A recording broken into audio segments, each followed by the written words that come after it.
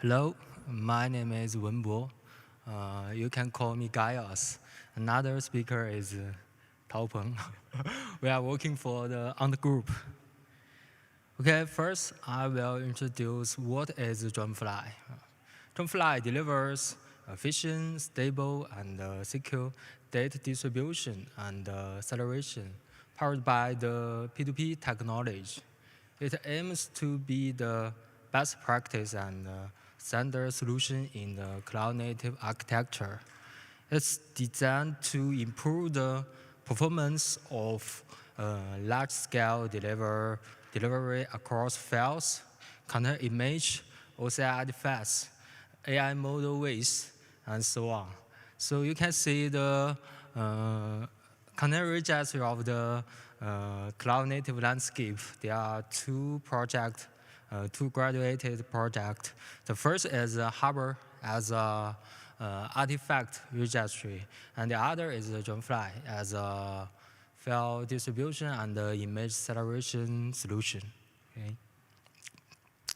Next, I will introduce the Nados.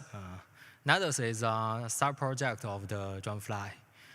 It provides a content addressable file system on the RAFS format.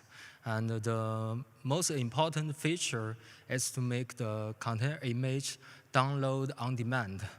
So it can reduce the end-to-end code start time of containers from minutes to seconds.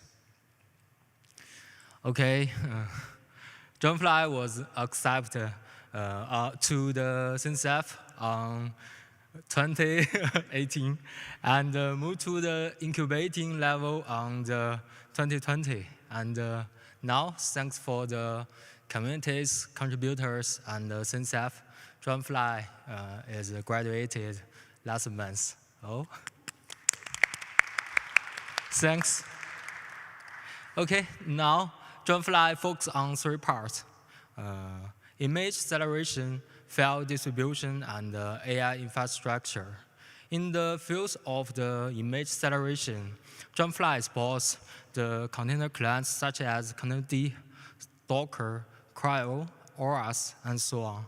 It provides three solutions for image acceleration. The first solution is to use Dragonfly to distribute the image based on the P2P, which is suitable for the large-scale cluster. And the second solution is to use Dragonfly and Nados to distribute the accelerated image, which is suitable for the large-scale cluster and the faster container launching. And the third solution is to use Nados to distribute the accelerated image, which is suitable for the faster container launching. And in the fields of the file distribution, Dragonfly supports the large-scale file distribution and use P2P to eliminate the impact of the origin bandwidth limitations. It supports file distribution of the protocols, including HTTP and RDFS. It also supports different object storage, such as the S3, OSS, OBS, and so on. And in the field of the AI infrastructure, Dragonfly supports distributing data during the AI training and the AI inference. In the AI inference, Dragonfly supports model pack, Triton server, Torch serve, to use Dragonfly to distribute the model weights.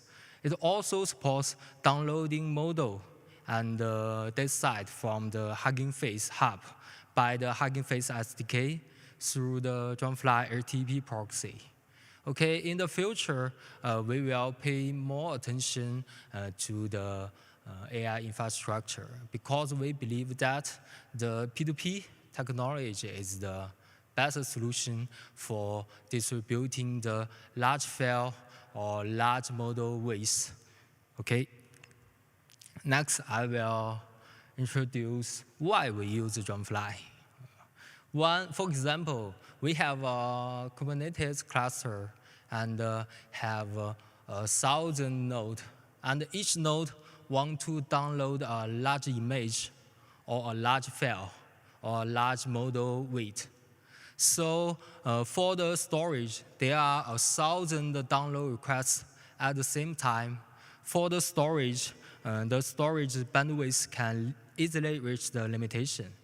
So it can cause the slower container launching and the slower file downloading. So how to resolve the problem? We have 3 solutions. The first solution is to increase the bandwidth, storage bandwidth. But no matter how to increase the storage bandwidth, as a backend storage, it must have a limitation. So the second solution is to use P2P, and we can use peers idle bandwidth to eliminate the impact of the origin bandwidth limitation. So Dragonfly can distribute files or image based on the P2P. The third solution is to reduce the download size. So we can remove the duplication on the building and download on demand on the running. So neither can download on demand and remove the duplication. So Dragonfly includes the second solution and the third solution. Okay, next I will introduce the exciting updates of the Dragonfly in the 2.3 release. Okay, Dragonfly add a new persistent catch task. So it provides a command line, the dev catch. Dev catch can import and export the file in the P2P cluster. So when user running the dev catch import file, the client will create a task and write the large file into the local disk. So the client report the metadata to the scheduler. So the scheduler will select some parent to download the file from the importing peer. So we can save multiple replica in the different peers. When users run the dev catch export file, so the client will get the metadata from the scheduler. So the scheduler will return the task metadata and the parent information. So the client will download from the different parents and write the large file into the local disk. If the large file generated in the cluster needs to be shared or distributed, so I think the persistent catch task can improve the read and write performance. So Dragonfly, in the new version, Dragonfly add a vertex transfer protocol to replace the gRPC. So we use the TLV, target length and value format as a lightweight transfer protocol.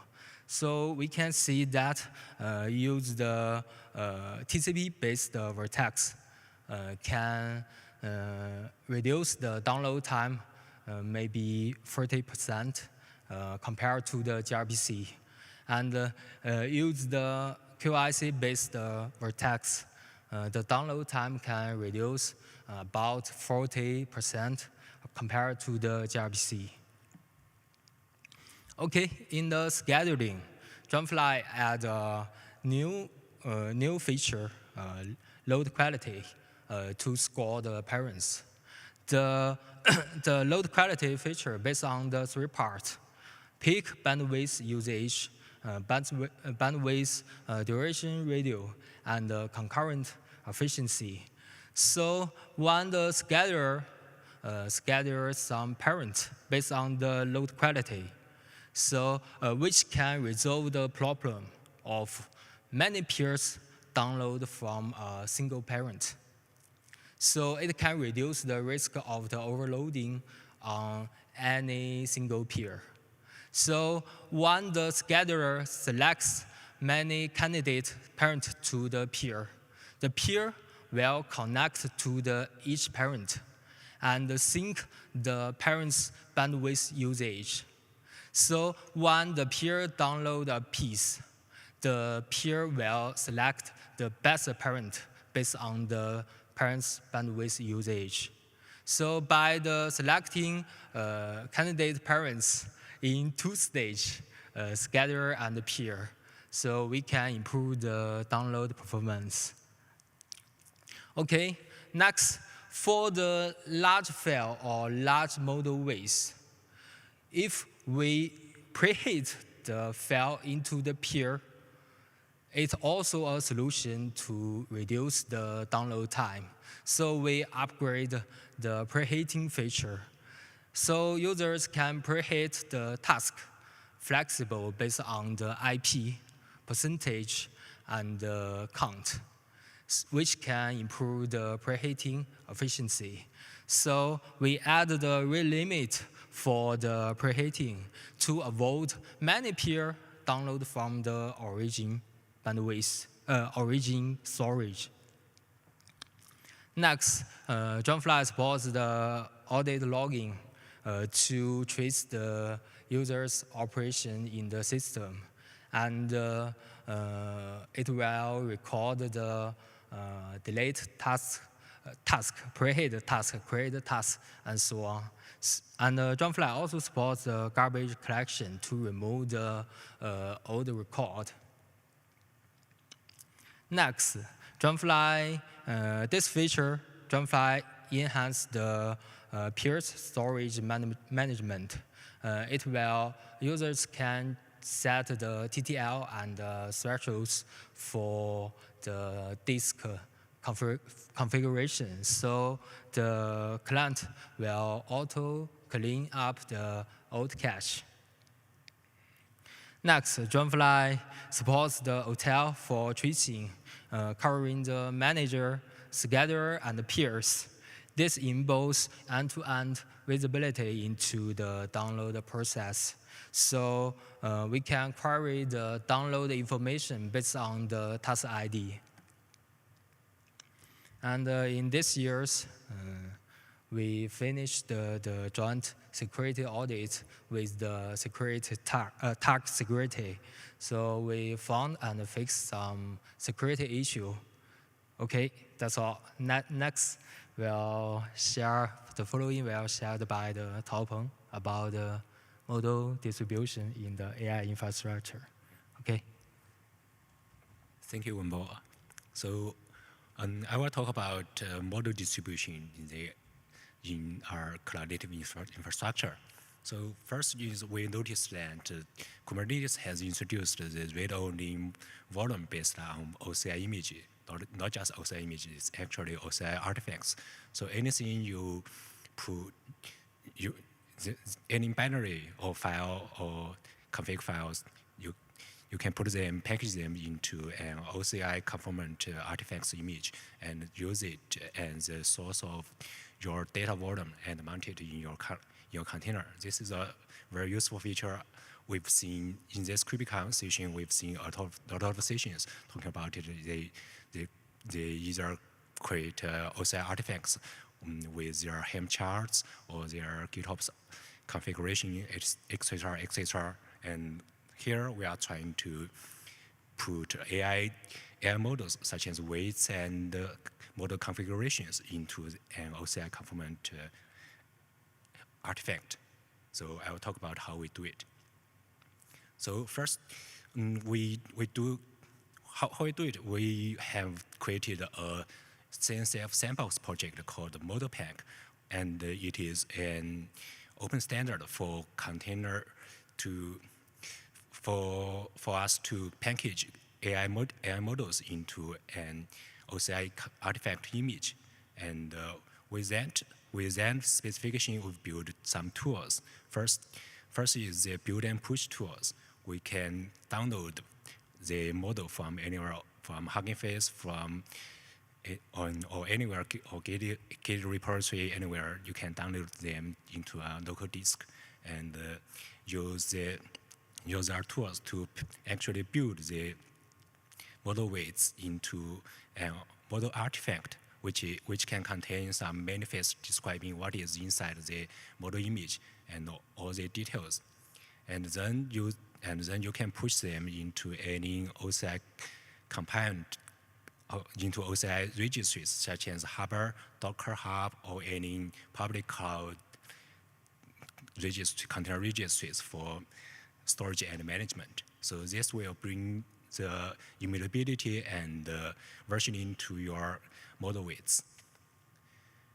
And when you have them in the container registry, you can pull down them in several ways.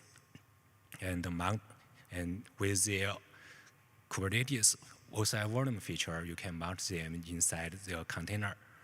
And we've been working with several container runtimes, such as Containerd and CRI-O, to enable this. And this will allow us to run the AI inference workload in a declarative way. So this is supposed to be more Kubernetes native. And we are also working with the Harbor team to enable this compatibility inside Harbor. So with the Harbor v2.3.0 release, the Harbor maintainers have merged the model pack support, and all the model images can be shown on Harbor as an actual model image, so you will know that it is not regular container image. And also for the distribution part, of course, we are working with the Dragonfly team and ensure that the Dragonfly can distribute AI models in a proper way and efficiently. So the entire workflow is shown as the right side. So we will have building and running part when sorry, this might be not very clear, but the idea is that with Dragonfly, we can use the extra bandwidth within the cluster to distribute all the AI models, which is way more faster than just pulling them from the registry.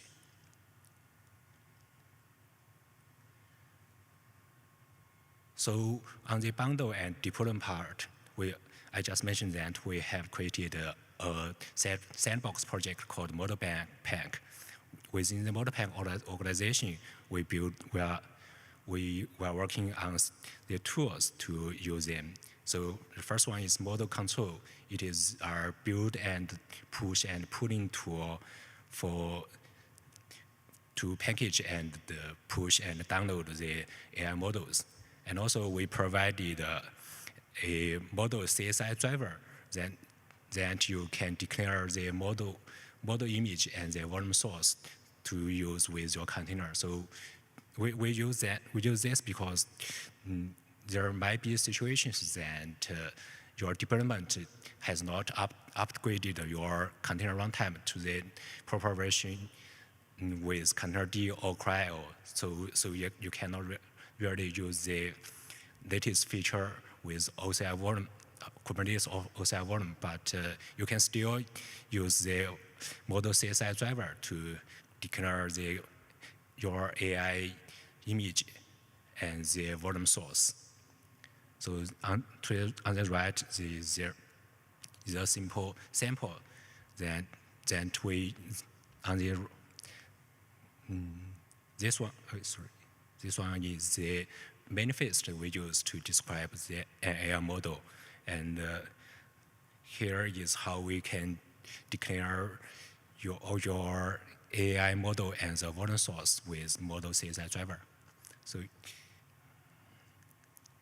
and in the future, when we do this, we see a clear trend in the infrastructure world. So many years ago, we have so-called machine-centric infrastructure where there are projects like GNU Linux distribution, such as Red Hat and SUSE, and after that, we see a trend in virtual machine-centric infrastructure, where we have Zen, KVM, and we have great projects like OpenStack, and we have great companies like VMware and AWS. They provide excellent service around the VM-based infrastructure. And then we see a trend that the infrastructure will shift from virtual machine to container-centric. So at that time, we have Docker, LXC containers. Also, we have secure containers such as Kata container, and we have the Kubernetes and most importantly CNCF. They're the best community, bring all of us together. And while this is the current situation, we envision that in the future, we believe the infrastructure will be shifted to AI model-centric infrastructure, where we are building things around AI models. So that's why we are working on the model pack project to help us build a foundation to bring the immutable infrastructure idea to the model-centric infrastructure. And then it's supposed to just be the foundation of the next wave of the IT infrastructure. And we hope that there will be many more and more projects working on this idea, on different ideas around AI models, and we'll see how this turns out.